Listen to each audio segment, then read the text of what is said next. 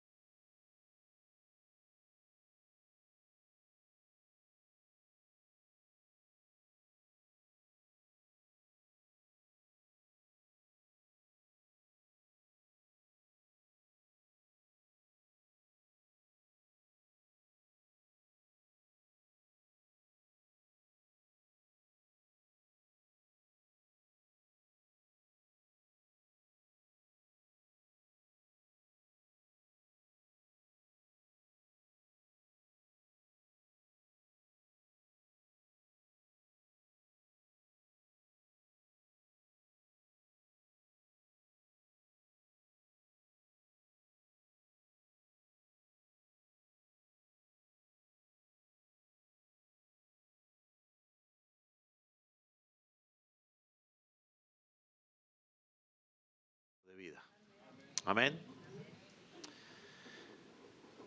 Esta mañana vamos a regresar al estudio de Hebreos,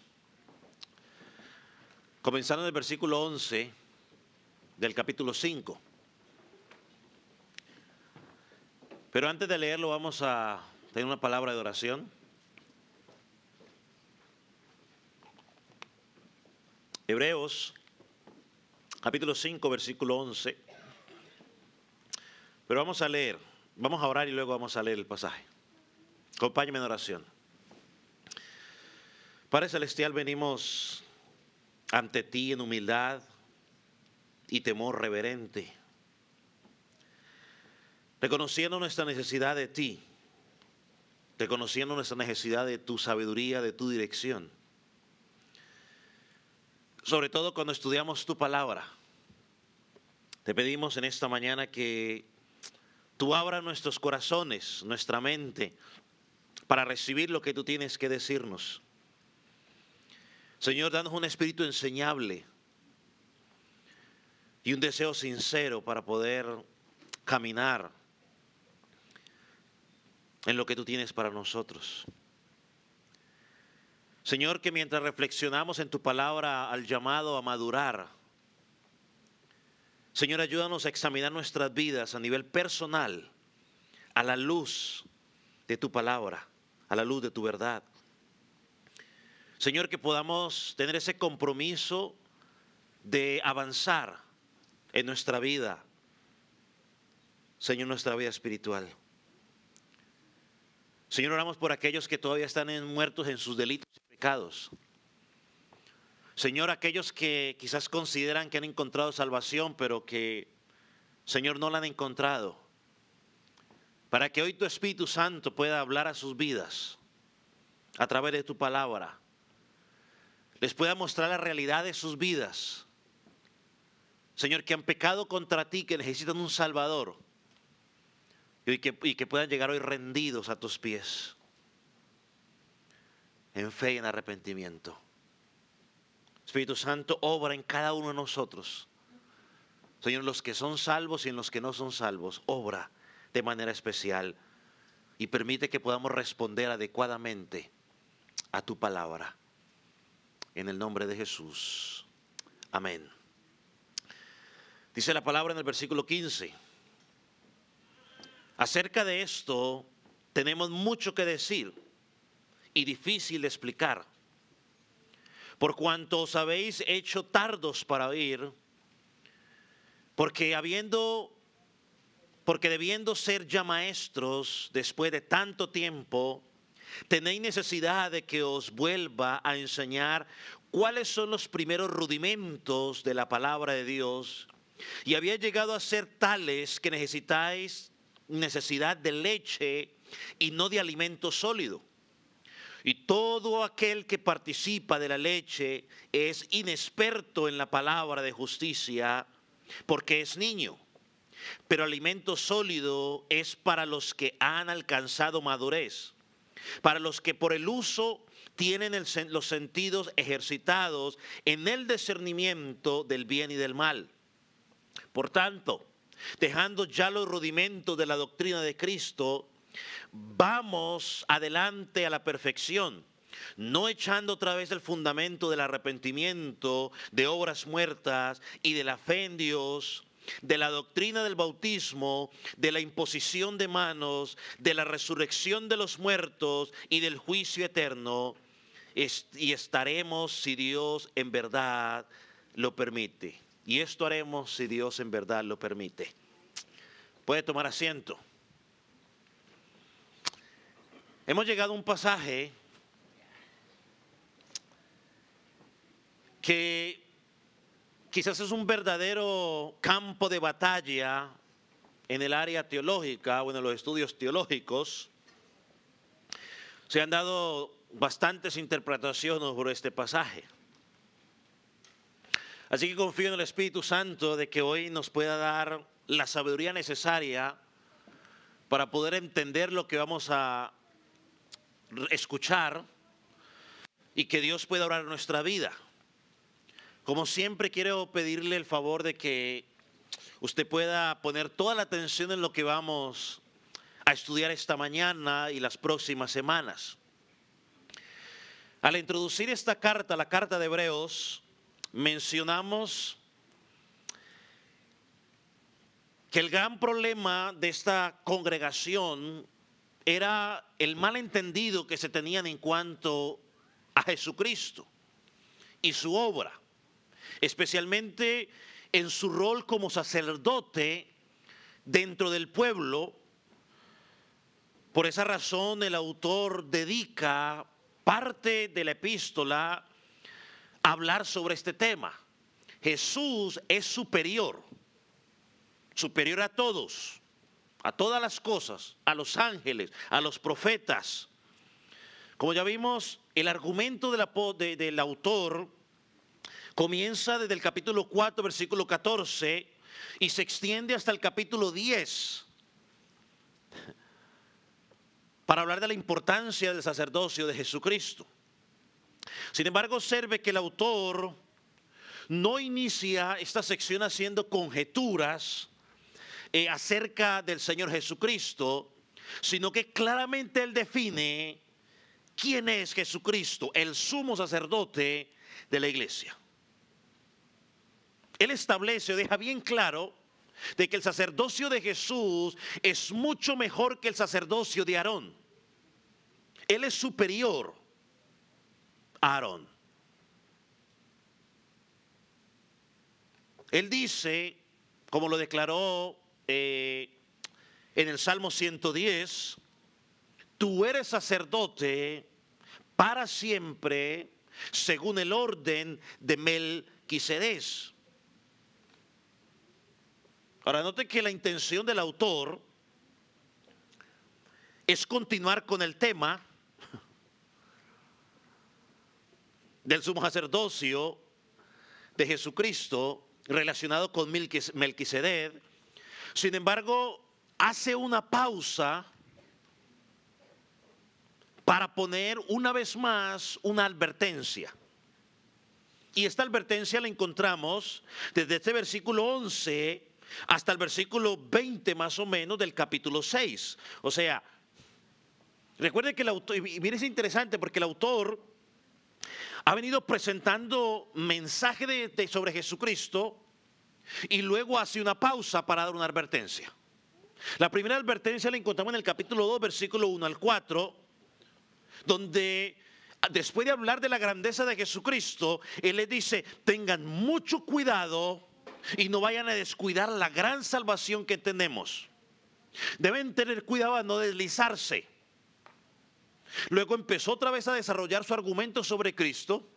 Y en el capítulo 3, luego de hablar de la superioridad de Jesucristo sobre Moisés, encontramos la segunda advertencia.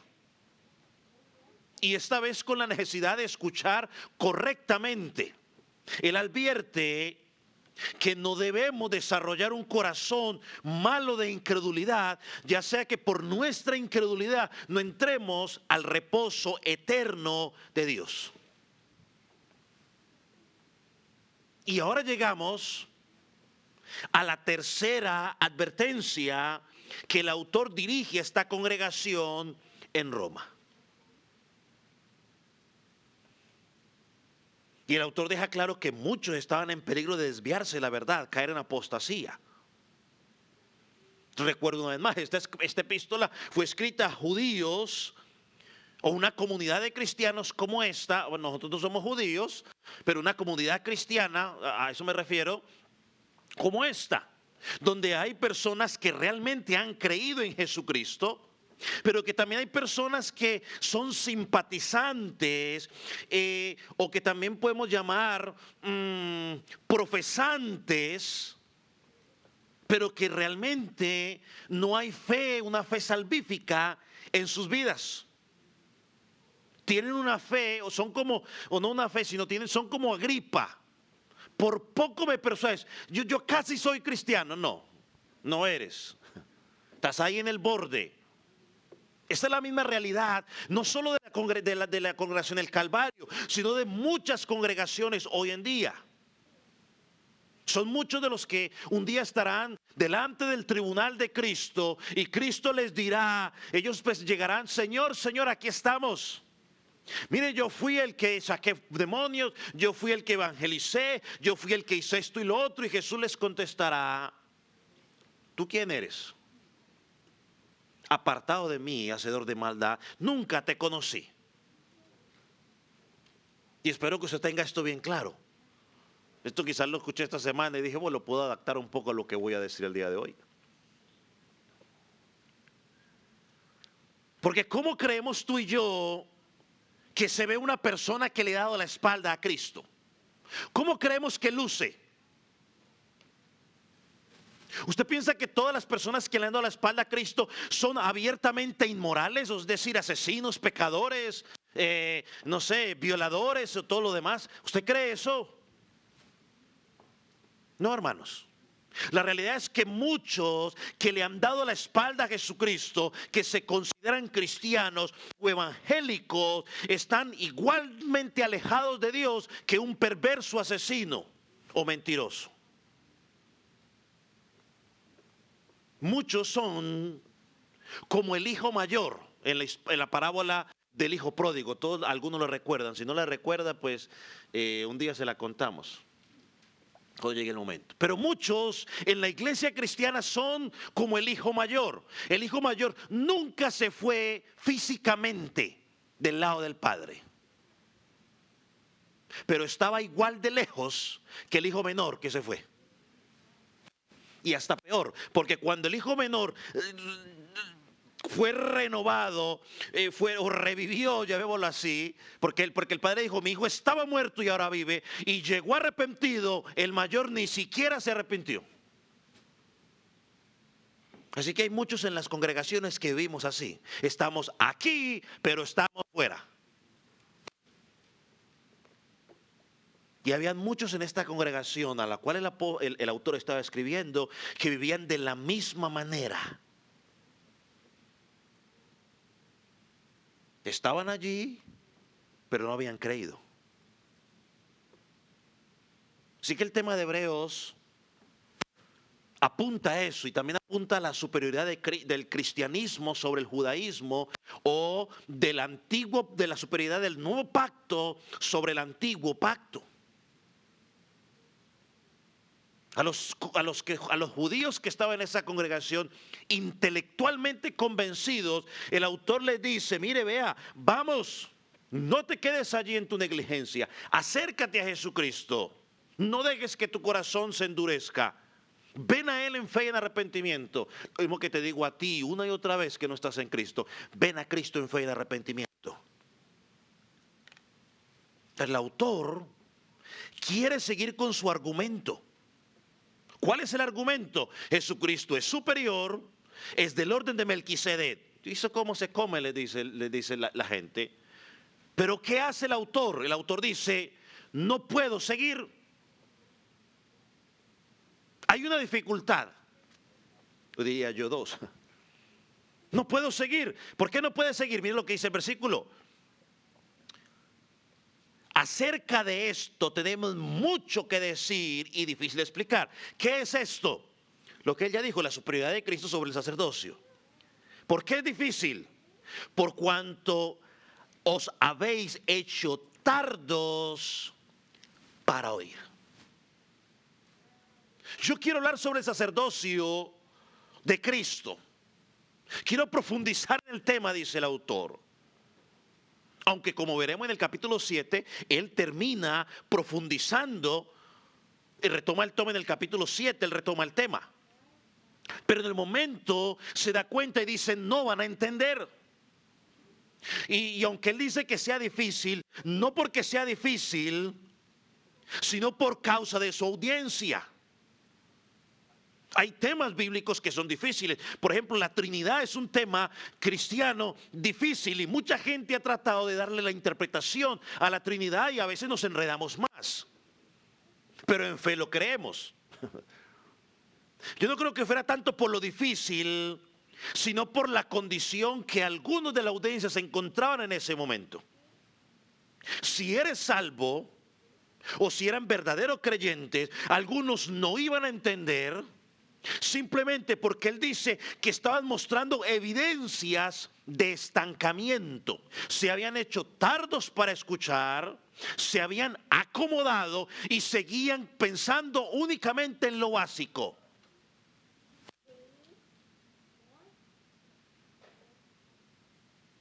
Y si no eres salvo, por otro lado, si no eres creyente, pues no vas a entender, no porque sea difícil, sino porque las cosas espirituales se entienden espiritualmente, como dice Pablo en Corintios.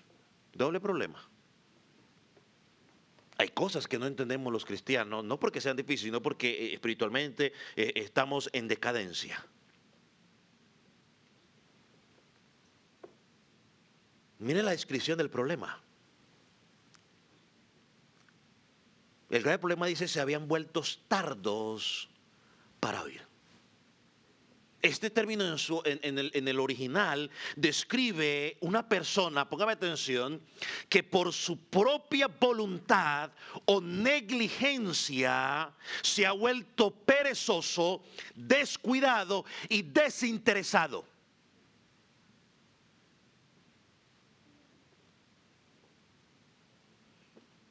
Esto es uno de los sermones que uno dice: Señor, ¿cómo pudiera hacer uno para inyectarlo? Aunque eso era por un suero. Pero tristemente no funciona así. Tardos para ir. Una persona que por su propia voluntad o negligencia se ha vuelto perezoso, descuidado y desinteresado.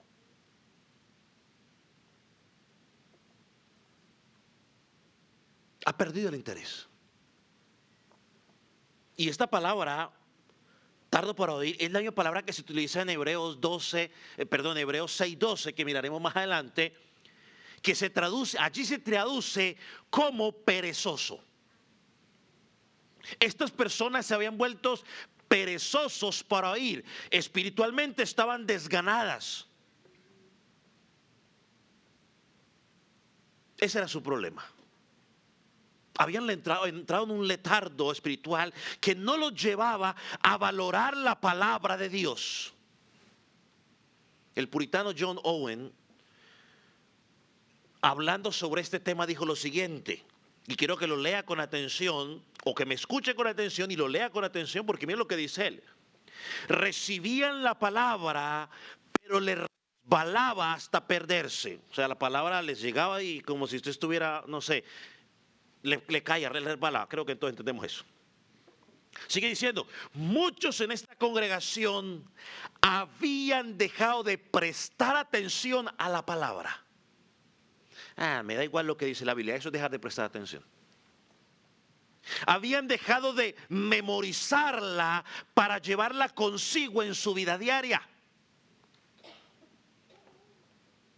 ¿Cuánto tiempo llevamos tú y yo que no nos memorizamos un versículo bíblico? Digo yo. Sigo. También habían dejado de asistir a la iglesia con un corazón dispuesto a aprender de la palabra de Dios. Otra vez vamos a hablar de Hebreos, qué pereza. Otra vez vamos a hablar de Apocalipsis, qué pereza. Otra vez los caballeros estamos en Isaías, qué pereza.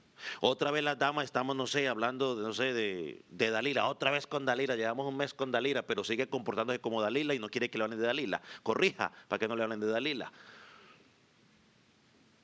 Los jóvenes, otra vez vamos a hablar del tema. No sé qué tema están hablando los jóvenes.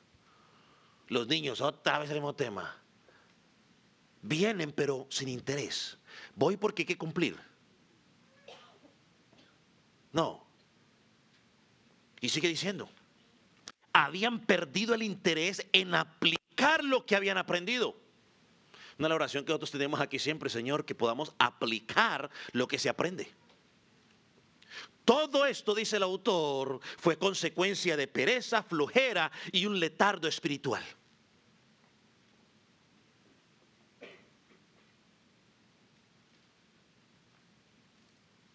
Mire lo que dice el versículo 12. Porque debiendo ser ya maestros, después de tanto tiempo, tenéis necesidad de que os vuelva a enseñar cuáles son los primeros rudimentos de la palabra de Dios, y habéis llegado a ser tales que tenéis necesidad de leche y no de alimento sólido. El autor le señala a estas personas que después de tanto tiempo de haber recibido el evangelio, quizás dicen los comentaristas que ya habían pasado décadas, algunos quizás 30 años, y luego les escribieron este sermón o esta epístola,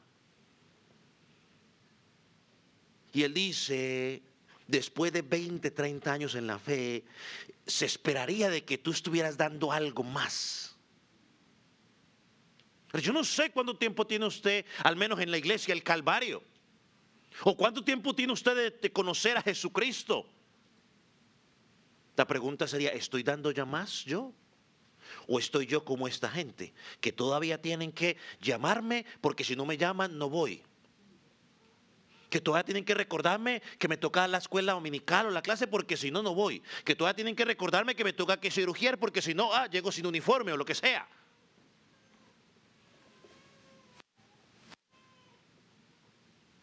¿Cuál fue el resultado de este problema espiritual? Podemos ver 4 cosas. Lo primero que notamos, que nos dice el autor, es que por haberse hecho tardos para oír, o lentos para oír, o perezosos para oír la palabra de Dios, estaban incapaces de enseñar a otros. Porque debiendo ser ya maestros, después de tanto tiempo, tenéis necesidad de que os vuelva a enseñar. Sabían lo suficiente como para estar enseñando a otros. Pero algunos de los que están aquí ni siquiera habían creído. ¿Cómo van a enseñar a otros si no han creído? ¿Cómo voy a enseñar a otros si yo no tengo interés? Los líderes religiosos, por ejemplo, seguían el judaísmo. Pero como nunca aceptaron a Jesús como el Mesías, nunca creyeron a Él, estaban incapacitados para poder enseñar. Estuvieron expuestos a la verdad de Jesucristo, que estoy seguro que si les hubieran hecho un examen, lo pasan. Algunos de aquí, esta congregación, les hacen algún examen y lo pasan, teóricamente. Pero espiritualmente no están capacitados, porque no han creído. Miren lo que el apóstol Pablo, hablando a estos judíos, les dijo en el Romanos capítulo 2, versículo 17 al 21. Quiero que lea conmigo. Romanos capítulo 2, versículo 17 al 21. Vean lo que dice. He aquí, tú tienes el sobrenombre de judío y te apoyas en la ley y te glorías en Dios. Conoces su voluntad e instruido por la ley apruebas lo mejor. Confías en que eres guía de los ciegos, luz de los que están en tinieblas, instructor de los indoctos, maestro de niños, que tienes en la ley la forma de ciencia y de la verdad. Tú pues que enseñas a otro y no te enseñas a ti mismo, tú que predicas que no hurtes y hurtas. Y puede seguir leyendo. En otras palabras, se sentían orgullosos del conocimiento que tenía, de ser maestros de la ley, pero eran incapaces de enseñar porque no hacían lo que enseñaban. Los creyentes en este lugar, en lugar de enseñar a los nuevos, en lugar de enseñar a sus hijos, en lugar de exhortar a los que necesitaban ser exhortados, ellos mismos necesitaban que otros los enseñara. Son los orgullosos que luego llega un nuevo con deseo de servir y tienen todavía la desfachatez, diría mi hija, de audacity, de decir: ¿y usted qué nuevo que tiene para mí que enseñarme?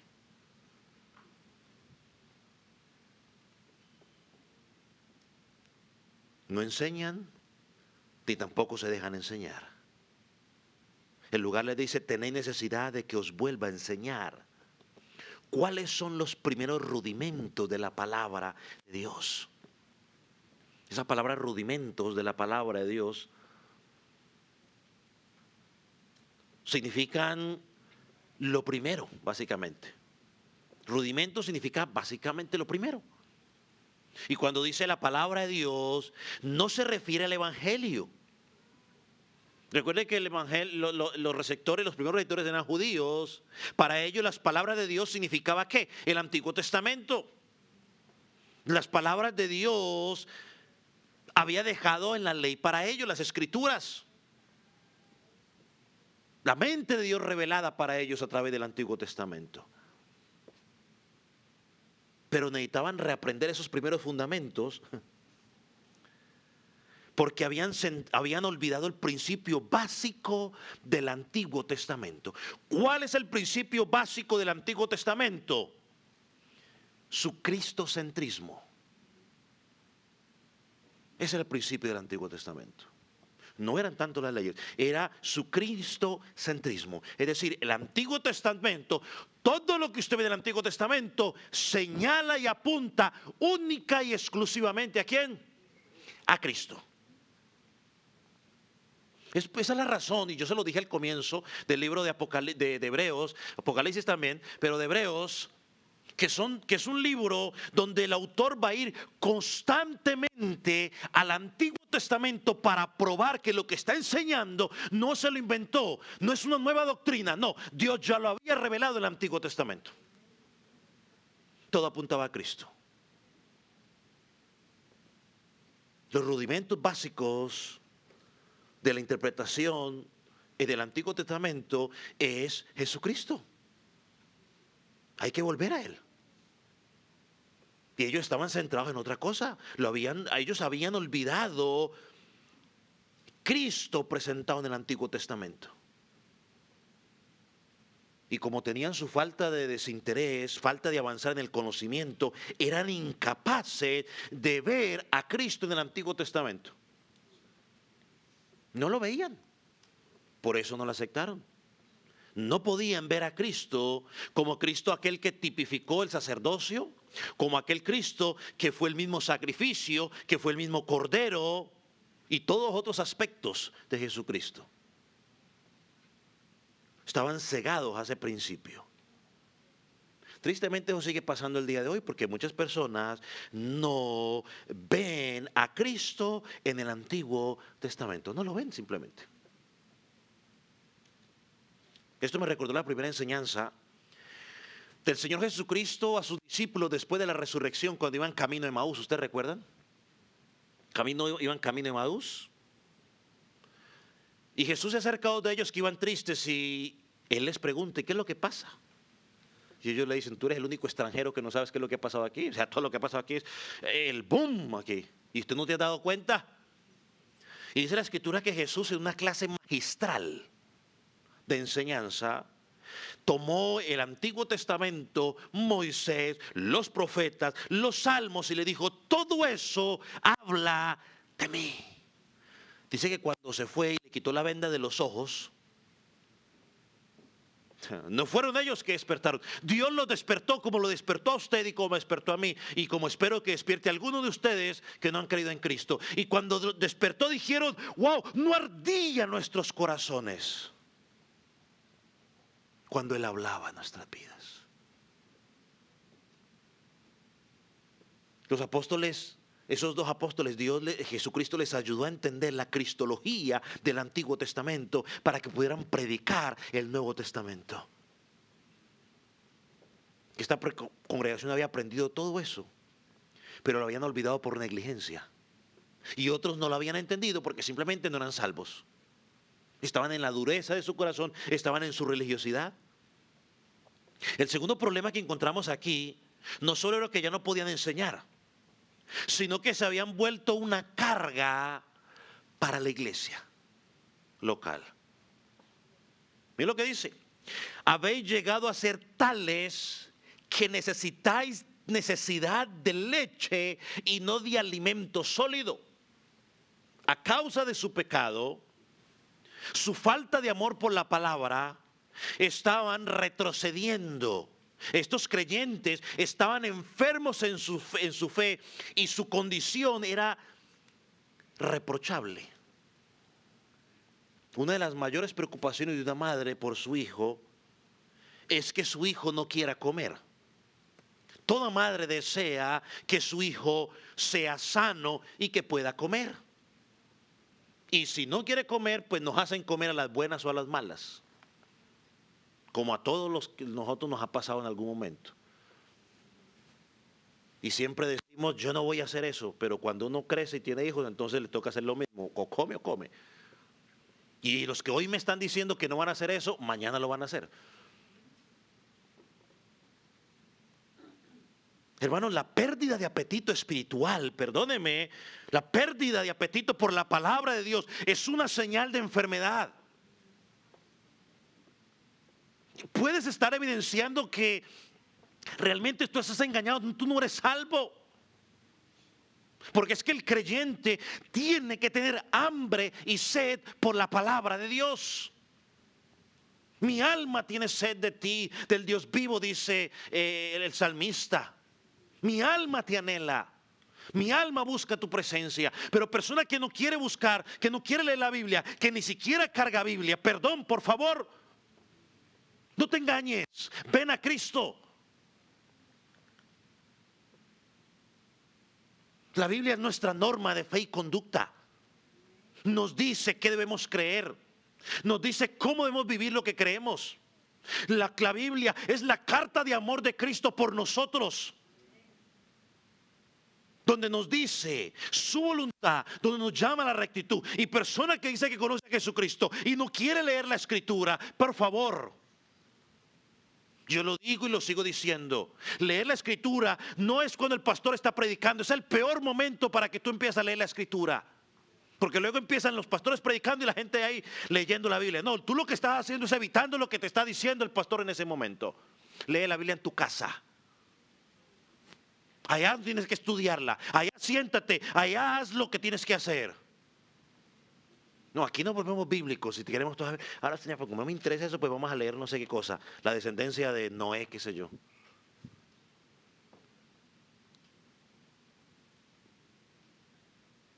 Del mismo modo, la falta de deseo de estar con el pueblo de Dios indica que algo no está bien en ti. En lugar de querer profundizar en los alimentos espirituales más sólidos, estos hermanos los rechazaban y deseaban los simplecitos, leche espiritual. Se convirtió en una carga para la iglesia. Aquí recuerdo unas palabras que dijo un creyente, un pastor que lo llamó a trabajar para que le ayudara y dijo, sí, yo quiero trabajar, pero yo no quiero cambiar diapers o pañales. Y le hacía referencia porque hay algunos que llevan no sé cuánto en el evangelio que dicen que ser cristianos y hay que estarles cambiando pañales a toda hora. La falta de crecimiento avanza, frena el avance espiritual de la congregación. ¿Sabe cuántas veces tiene que estar uno echando carne? ¿Y cómo hacemos para que esta persona se motive? ¿Y cómo hacemos? Y a veces nos enfocamos tanto en ese que no está haciendo nada que perdemos en el que realmente sí quiere hacer algo. Déjenlo ahí, no quiere hacer nada, pues que no haga nada, ya que. Avancemos con los que quieran. Gastamos nuestra fuerza y nuestra energía y no es falta de amor. Déjalo en su orgullo. La iglesia es un cuerpo compuesto por muchos miembros. Y si uno está enfermo, trae dificultad. Ahora imagínense si varios miembros están enfermos. ¿Cómo puede avanzar la iglesia? De esa manera. Por su negligencia, por su pecado, estaban obstaculizando el progreso de la iglesia. En vez de convertirse en una herramienta para trabajar con los nuevos que están llegando, ellos mismos necesitaban ser instruidos. ¿Cómo podría crecer una iglesia en un estado así? ¿Cómo podemos crecer? ¿Cómo podemos avanzar nosotros si nos encontramos en ese estado? que después de tantos años en la fe, todavía tengan que estarle cambiando los pañales. Todavía hay que decirle tal cosita porque si usted le habla medio duro, entonces se molesta y dice, pues no vuelvo, pues no vuelva.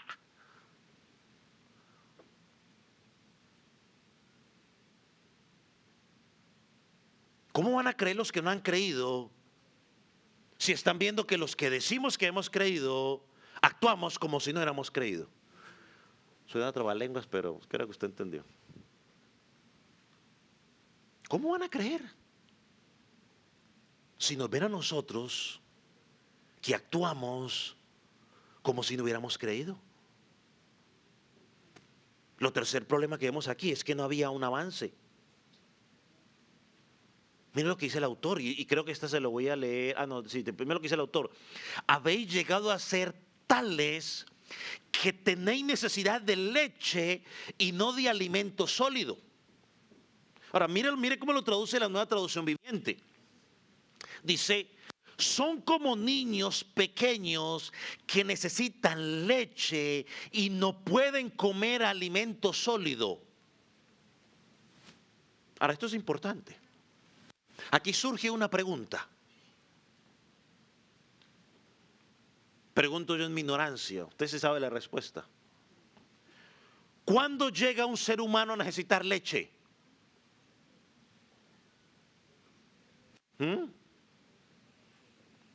A ver, le voy a preguntar a los más nuevos. Francisco, ¿cuándo un ser humano necesita leche? ¿Cuándo nace? Entonces la figura que está usando el autor aquí, el Espíritu Santo a través del autor, al tomar a un niño que nace y tomar la leche, porque cuando el niño nace empieza a tomar leche, pero va a llegar un momento donde esa leche, ¿ya qué? Ya no es necesaria o ya no es suficiente. Necesita ¿qué? Algo más, una dieta normal. Pero imagínense de repente que ya el niño de 15 años, ya que tengo un hijo de 15 años oficialmente, pues, imagínense, que el niño de 15 años llega y diga, de hoy en adelante quiero empezar a tomar otra vez la leche cuando estaba pequeño de fórmula esa. ¿Cómo es que llama la leche esa? ¿Cómo? ¿Qué? La fórmula, pues entonces la lechita esa. ¿Qué pasaría si mi hijo de 15 años me llega y dice, bueno papi, pues empiecen a comprar lechita porque ya no quiero comer esos alimentos sólidos? Yo diría, este muchacho tiene un problema, y serio. Porque eso no va a ser suficiente. Eso es suficiente para los bebés por ahí, para Samuel, para allá el bebecito nuevo, para allá, para Karen. Para ellos es suficiente eso. ¿Cómo se llama el de ustedes? Henry. Eso es para ellos. ¿Lo dije mal? Bueno, normal, siempre lo digo mal.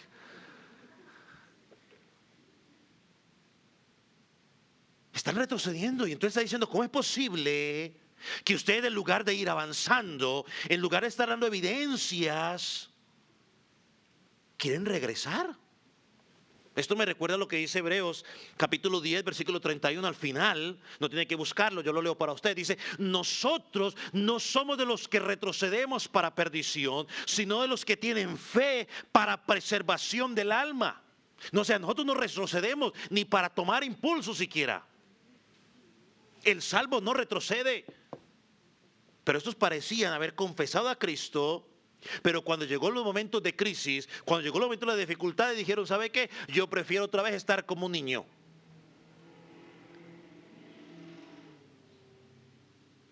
¿Será que salimos de la sinagoga o no salimos de la sinagoga? ¿Volvemos al principio? No, hay un problema.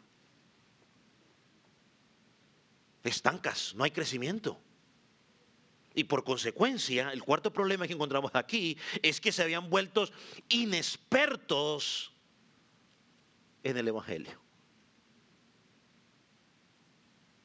Aquí dicen expertos en la palabra de justicia. Su palabra. La expresión palabra de justicia, hermano, no se refiere únicamente a la moral avanzada. El apóstol Pablo, por ejemplo, entendía que la justicia no solamente era aprender cómo actuar, sino algo que Cristo nos da. No solamente es esa moral donde nos portamos bien, no, es lo que somos en Jesucristo. Por eso encontramos esta advertencia. No hemos comprendido la palabra de justicia, es decir, el mensaje de que Cristo nos rescata, nos santifica y nos hace justos. No lo hemos entendido. Alguien que verdaderamente ha entendido que Jesucristo lo santificó, lo salvó, no vacila entre esos dos pensamientos. Sabe en quién ha creído y se mantiene a Cristo. Sigue a Cristo. Porque hoy todos decimos, bueno, ¿qué hago? ¿Sigo a Cristo o sigo a mi familia? Pues siga a su familia y terminará en la condenación eterna.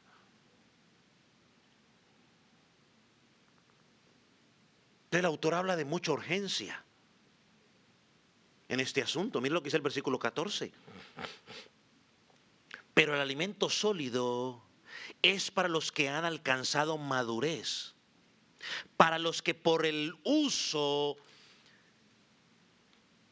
teniendo los sentidos ejercitados en el discernimiento del bien y del mal. El contraste que presenta el autor aquí es muy simple. Quien contiene alimentándose con lechita, con las revelaciones elementales o fundamentales, no va a avanzar y no va a tener la capacidad de tener discernimiento. Dice un escritor que este versículo podríamos traducir de la siguiente manera: el alimento sólido es para los maduros, para aquellos que mediante el hábito, la práctica y el ejercicio de la disciplina tienen el entendimiento ejercitado para discernir el bien y el mal. Y esto era lo que estos hermanos tenían. Su flojera espiritual los estaba llevando a tener ese desinterés en su crecimiento. Por lo tanto, no podían discernir entre el bien y el mal. Ahora, aquí yo creo, por el contexto y por lo que he venido diciendo, yo no creo que esté hablando de discernir entre lo que es pecado y lo que no es pecado. Yo creo que el problema de ellos era que no podían discernir entre lo que es Cristo y todas las liturgias o todas las cosas religiosas que ellos habían aprendido. No podían discernir. No podían discernir entre la grandeza de Moisés y la superioridad de Cristo. No podían discernir entre la grandeza de los ángeles y la superioridad de Cristo. No podían discernir entre la grandeza de los profetas y la grandeza de Cristo. No podían discernir entre la grandeza de Aarón y la superioridad de Cristo. No podían discernir.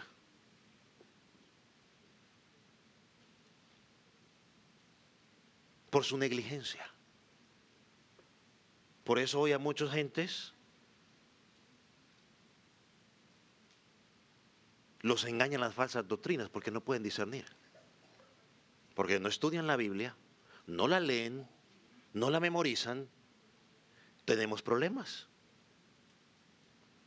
Dice que en lugar de comida sólida, doctrina sólida, se veían obligados a la lechita, eran incapaces de asimilar la enseñanza del sumo sacerdocio de Cristo, del orden de Melquisedec, eran capaces.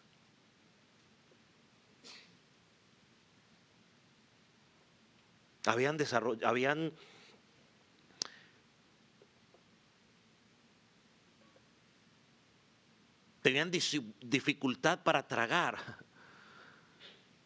sobre el sacerdocio de Cristo, porque se habían acostumbrado simplemente a estar a lo mismo. Dios es amor, Dios es amor, Dios es amor.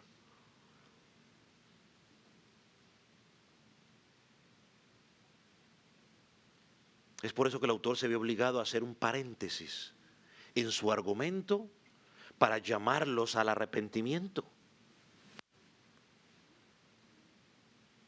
Habían perdido la capacidad de seguir la doctrina correcta. Por eso estaban escuchando a sus vecinos que se burlaban de ellos, porque ellos sí tenían sumo sacerdote y ellos no tenían sumo sacerdote. Por eso muchos de ellos ya habían regresado al judaísmo, porque en el judaísmo ya nadie los perseguía. Estaban tranquilos. Ahora, ¿qué es lo que propone el autor? El autor tiene claro la solución para ellos. Ellos necesitaban profundizar en la doctrina de Cristo. Mira que es el versículo 6. Por tanto, dejando ya los rudimentos de la doctrina de Cristo, avancemos delante a la perfección. Si estos hermanos deberían madurar espiritualmente, deberían volverse más fuertes caminando en Cristo. Porque la meta del creyente no es permanecer inmaduro. Así como la meta de un bebé no es que se quede bebé, sino que vaya creciendo. Todos queremos a nuestros hijos, pero sabemos que la meta de nuestro hijo es que nuestro hijo salga y un día crezca y haga su vida como lo hicimos nosotros. Ya si se queda ahí de por vida, pues entonces ya hay un problema.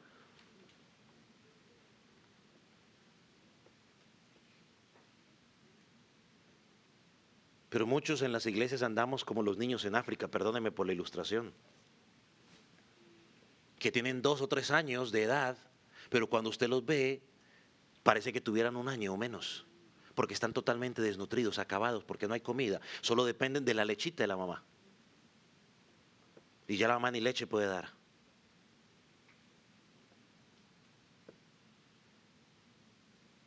El autor dice aquí, dejando. Significa olvidar, dejar de lado, dejar atrás. El testamento griego expositor traduce este versículo de la siguiente manera. Así que abandonemos las enseñanzas elementales sobre Cristo. Y ahorita explico esto, lo que quiere decir. Pero esa misma palabra que se usa allí, abandonar o dejar o renunciar, es la misma palabra que se usa en Mateo capítulo 9,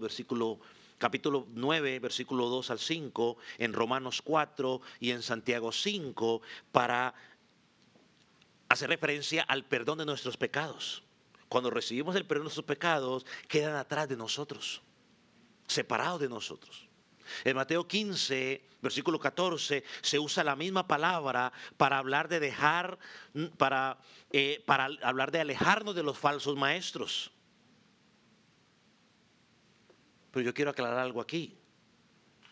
Cuando dice los rudimentos de la doctrina de Cristo, dejando atrás, nunca debemos dejar las enseñanzas básicas, elementales del Evangelio. El punto aquí no es abandonar estas verdades, sino tomarlas y establecerlas como la base sólida para nuestro fundamento. Eso es lo que está diciendo. No es que se abandone, no. Úsalo como fundamento sólido y pasa ya a lo que sigue. No te quedes allí. Eso es lo que está diciendo. No te quedes allí. Y luego el autor presenta estos elementos, 6, y podemos decir que aparecen en 2 pares. 2 pares cada uno. El primer par es arrepentimiento de obras muertas y fe hacia Dios. ¿Qué era ese arrepentimiento de obras muertas? Bueno, el arrepentimiento de obras muertas es alejarse de las malas acciones que llevan a la muerte. En el Antiguo Testamento se enseñaba al ser humano que arrepentirse y darle la espalda a esas malas obras que conducían a la muerte. Eso es lo que les enseñaba en el Antiguo Testamento. Juan el Bautista, cuando empezó su predicación, al comienzo de su ministerio, en Mateo capítulo 3, versículo 2, y en 4:7, le dijo: arrepentíos porque el reino de los cielos se ha acercado. Pablo, a los hermanos, a los ancianos en la iglesia de Éfeso, también les dijo, en Hechos 20:21, a gentiles acerca del arrepentimiento con Dios y de la fe en nuestro Señor Jesucristo. De la fe podemos decir lo siguiente, cuando dice aquí de las obras muertas y de la fe. Hoy en día no sirve de nada tener fe en Dios. si no se tiene fe en su Hijo Jesucristo. La Biblia no dice tener fe en Dios. La Biblia no dice tener fe en el Padre. La Biblia dice tener fe en ¿quién? En Jesucristo. Pablo le dijo, el apóstol Pedro dijo, arrepentíos y bautícese cada uno de vosotros en el nombre de Jesucristo para perdón de pecados. No existe arrepentimiento o salvación fuera de Cristo. Entonces el Antiguo Testamento y el Nuevo Testamento enseñan el arrepentimiento de las malas obras o de las obras muertas y de la fe en Jesucristo.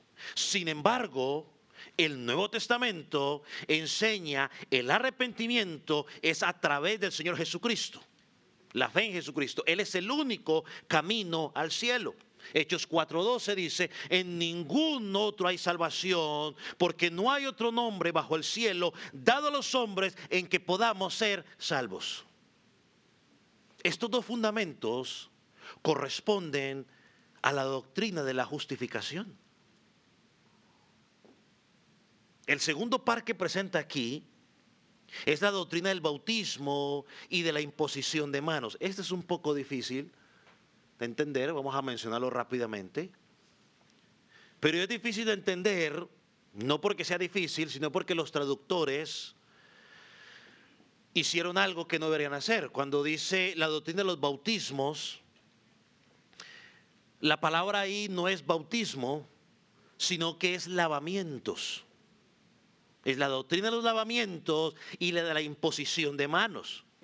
Para entender esto, los judíos solían tener unos lavatorios en la entrada de sus casas para realizar muchas de las purificaciones que ellos tenían que hacer, la purificación para las ceremonias que ellos tenían que hacer. Entonces ellos no hacían nada hasta que no hacían ese lavado, o sea, seguían apegados a eso. Incluso en el Antiguo Testamento se anunció que un día Dios haría una limpieza espiritual que reemplazaría esas ceremonias. Ezequiel capítulo 36 versículo 25 lo dice claramente: esparciré sobre vosotros agua limpia y seréis limpiados. Ya que estamos en Cristo, no necesitamos un lavamiento allí de las manos, necesitamos el lavado del corazón. ¿Te acuerdas cuando los fariseos le dijeron a Jesús, sus discípulos ni se lavan las manos? Ahí está. Jesús, ¿qué le dijo? Oh, sí, ya los mando a que se laven y que se pongan hand sanitizer, como en el 2024. ¿Cierto que sí? Le dijo, no, señores, ustedes se preocupan por lavar el vaso por fuera y lo presentan muy bonito, pero por dentro está sucio. ¿Significa eso ahora que no va a lavar los vasos? No, yo no estoy diciendo eso. ¿Significa que ahora no se va a lavar las manos? No, por favor, no se vaya para allá. Láveselas. Pero aquí está apuntando a eso, al lavatorio. Yo estaba que tengo que lavarme, que tengo que hacer esto y lo otro. Miren lo que dice Tito 3:5. Búsquelo rápidamente mientras toma agüita.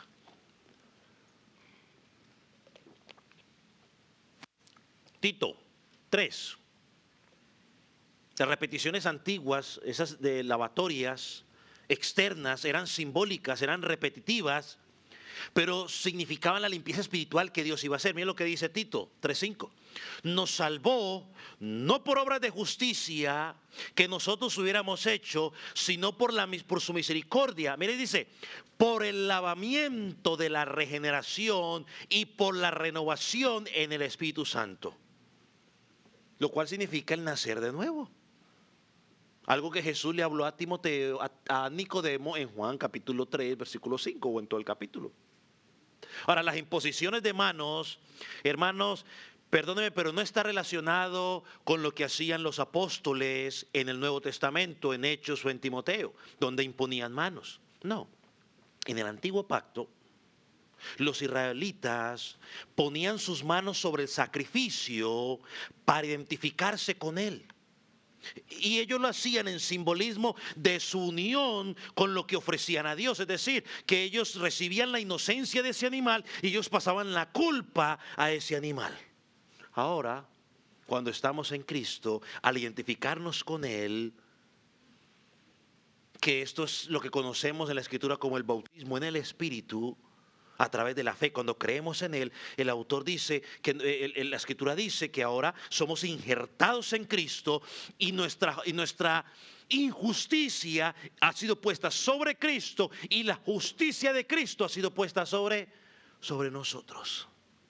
Entonces, tomando el conjunto de lavamientos y la imposición de manos, hermano, tiene que ver con la capacidad cristiana cada día de nosotros para caminar en la santificación. Ahora hemos sido separados para Cristo. Mi corazón ha sido purificado. Hemos sido insertados dentro del cuerpo de Cristo. Tenemos que vivir como lo que somos. Y el último par que él presenta aquí, que tenemos como juntas, es de la resurrección de los muertos y del juicio eterno. Amigo, un día tendrás que presentarte delante de Dios para dar cuentas por tu vida. Lo primero apunta a la justificación, lo segundo apunta a la santificación y este último tiene sentido, tiene que ver con la glorificación. Es decir, el futuro del creyente después de la muerte. Esa es la esperanza del creyente, la resurrección. Como Cristo resucitó, aseguró nuestra resurrección. Cuando Él llegue por segunda vez, resucitaremos para vida. Los que mueren sin Cristo, dice la Escritura, ellos también van a resucitar, pero resucitarán para muerte. Es decir, su cuerpo será transformado de donde haya quedado, será transformado, será unido a su espíritu, a su alma y serán enviados a la eternidad sin Cristo. Mientras el creyente, su alma, su espíritu, su cuerpo donde haya quedado, se unirán, serán glorificados y pasarán a vivir la eternidad con Cristo. Esa es la esperanza del creyente.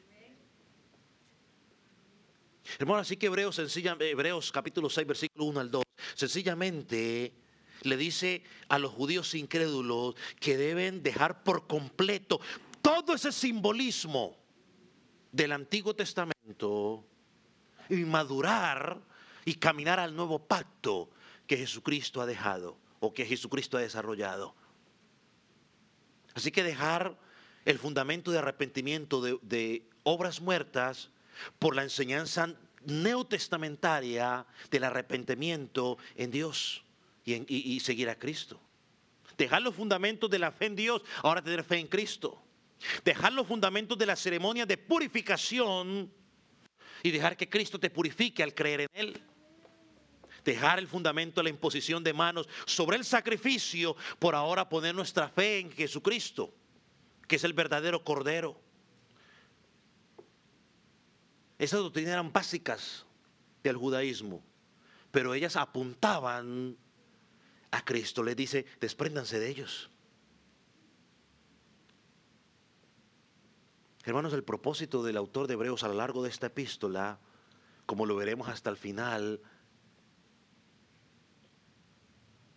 es madurar nuestro crecimiento para poder ver la grandeza de Cristo. Por eso el autor termina, y esto haremos si Dios en verdad lo permite. Yo me pregunto, ¿será que tú y yo comprendemos esto? Hermanos, la clave para la perseverancia, la resistencia, no es la experiencia emocional del momento. Yo me emocioné y muy bonito. No. Ni tampoco es un programa específico, no.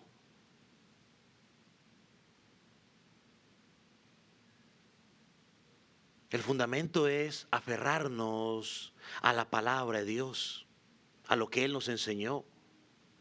Por eso Jesucristo dijo, cualquiera pues que oye estas palabras y los pone por práctica, lo compararé a un hombre prudente que edificó su casa sobre la roca y cuando vino las tormentas, cuando vino los vientos, cuando vino las inundaciones, su casa nunca cayó. ¿Cuál eres tú? ¿El que escucha y fundamenta su vida sobre la arena o el que escucha y fundamenta sobre Cristo?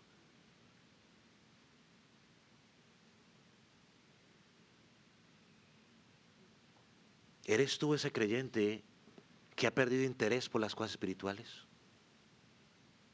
No sé, examina tu vida. Es entre tú y Dios. Pero si tú estás en ese caminar, puedes estar dando evidencias de que hay algo que no está funcionando bien en tu vida. Vamos a orar, póngase sobre sus pies.